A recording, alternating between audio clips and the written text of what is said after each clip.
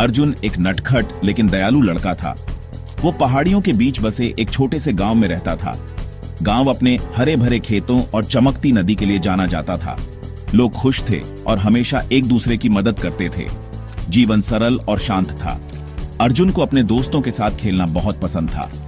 वे खेतों में तितलियों का पीछा करते और नदी में मछली पकड़ते। वो अपने दादाजी से बहुत प्यार करता था, जो उसे बहादुरी और बुद्धिमत्ता की कहानियां सुनाते थे। अर्जुन को क्या पता था, उसका अपना एडवेंचर शुरू होने वाला था। एक दिन आसमान काला हो गया और गांव पर एक अजीब सी खामोशी छा गई। जानवर बेचैन हो गए और गांव वालों को डर का एहसास हुआ। गांव के बुजुर्ग अपशकुन के बारे में विचार करने के लिए इकट्ठा हुए। एक प्राचीन बुराई की अफवाहें फैली। एक शक्तिशाली ताकत परछाई में छिपी हुई थी। गांव वाले अपनी सुरक्षा और अपने जीवन के तरीके के लिए डरते थे। वे जानते थे कि कुछ गड़बड़ है, लेकिन वे नहीं जानते थे कि क्या करें। एक शाम अपने पुश्तैनी घर के एटिक में खोजबीन करते हुए अर्जुन को एक धूल भरी पुरानी चेस्ट मिली। अंदर उसे अजीब सिंबल्स और मार्किंग्स वाला एक स्क्रोल मिला।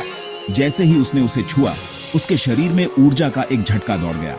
स्क्रॉल योद्धाओं के एक प्राचीन वंश, प्रकाश के रक्षकों और अंधेरे के विजेताओं के बारे में बताया। इसने खुलासा किया कि अर्जुन अपनी तरह का आखिरी था, जो बढ़ती बुराई से लड़ने के लिए नियत था। यही उसकी डेस्टिनी थी, उसकी असली कॉलिंग। अपनी विरासत के ज्ञान से लैस होकर अर्जुन अपनी नियति को पूरा करने के लिए यात्रा पर निकल पड़ा। उसने अपने गांव को छोड़ दिया, अपने चिंतित माता पिता और दोस्तों से वादा किया कि वह बुराई को हराकर वापस आएगा। उसकी यात्रा उसे घने जंगलों से, खतरनाक पहाड़ों के पार और छिपी हुई गुफाओं में ले गई। रास्ते में उसने पाया कि उसके पास असाधारण क्षमताएं थीं, अलौकिक शक्ति, तत्वों को नियंत्रित करने की शक्ति और प्रकृति के साथ एक संबंध। भाग 5। फुसफुसाते जंगल, जहां पेड़ बात करते हैं और नदियां गाती हैं। एक रहस्यमय जंगल के अंदर अर्जुन का सामना बात करने वाले जानवरों और शरारती परियों से हुआ। जंगल जादू से जीवित था और हर प्राणी के पास बताने के लिए एक कहानी थी। उसने प्रकृति के नाजुक संतुलन और सभी प्राणियों का सम्मान करने के महत्व के बारे में सीखा। उसने महसूस किया कि सबसे छोटा प्राणी भी अपार विजडम और करेज रख सकता है। जंगल उसका क्लासरूम बन गया, उसे जीवन के बहुमूल्य सबक सिखा रहा था। भाग 6। प्रकाश के संरक्षक, प्राचीन शक्तियां, कालातीत ज्ञान। अपनी यात्रा जारी रखते हुए अर्जुन पहाड़ों में ऊंचे एक छिपे हुए मंदिर में पहुंचा।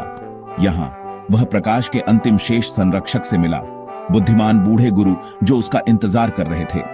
उन्होंने उसे युद्ध की कला में प्रशिक्षित किया, उसे अपनी शक्तियों का उपयोग करने और अपनी भावनाओं को नियंत्रित करने का तरीका सिखाया। उन्होंने उसके साथ प्राचीन रहस्य और भविष्यवाणियां साझा की, उसे आगे आने वाली चुनौतियों के लिए तैयार किया।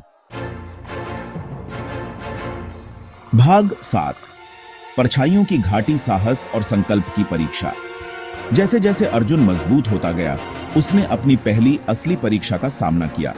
परछाइयों की घाटी, यह भयानक और उजाड़ जगह अंधेरे के जीवों से भरी हुई थी, जो उसे अपनी नियति को पूरा करने से रोकने के लिए भेजे गए थे। उसने अपनी बुद्धि, अपने कौशल और अपनी नई शक्तियों का उपयोग करके बहादुरी से लड़ाई लड़ी। उसने महसूस किया कि असली ताकत न केवल शारीरिक कौशल से आती है, बल्कि साहस, करुणा और खुद पर विश्वास से भी आती है। भाग 8। भीतर की शक्ति। अर्जुन अपनी असली क्षमता को अपनाता है। अपने परीक्षणों और क्लेशों के माध्यम से अर्जुन ने पाया कि उसकी शक्ति का असली स्रोत न केवल प्राचीन स्क्रॉल में था, बल्कि खुद के भीतर था। उसकी अटूट भावना, उसके दयालु हृदय और निर्दोषों की रक्षा करने के उसके दृढ़ संकल्प में। उसने सीखा कि असली जीत न केवल दुश्मनों को हराने से मिलती है, बल्कि अपने भीतर के राक्षसों पर काबू पाने और अपनी असली क्षमता को अपनाने से मिलती है। उसने महसूस किया कि वह न केवल अपने लिए लड़ रहा था, बल्कि उन सभी के लिए लड़ रहा था जिनसे वह प्यार करता था, और प्रकाश से भरे भविष्य के लिए। भाग 9। Cliff hanger. अभी आने वाले रोमांच का वादा। जब अर्जुन ने सोचा कि उसने सबसे बुरे पर काबू पा लिया है, तो उसने अपनी अब तक की सबसे बड़ी चुनौती का सामना किया। अंधेरे बलों का नेता, अपार शक्ति और द्वेष का प्राणी उसके सामने खड़ा था, दुनिया पर केओस फैलाने के लिए तैयार था। अर्जुन जानता था कि यह एक ऐसी लड़ाई थी जिसे वह हार नहीं सकता था। उसके गांव, उसके प्रियजनों और दुनिया का भाग्य उसके कंधों पर टिका था। लेकिन क्या वह इस परम बुराई का सामना करने के लिए तैयार था? और उसकी असाधारण यात्रा पर कौन सी नई चुनौतियां उसका इंतजार कर रही थीं?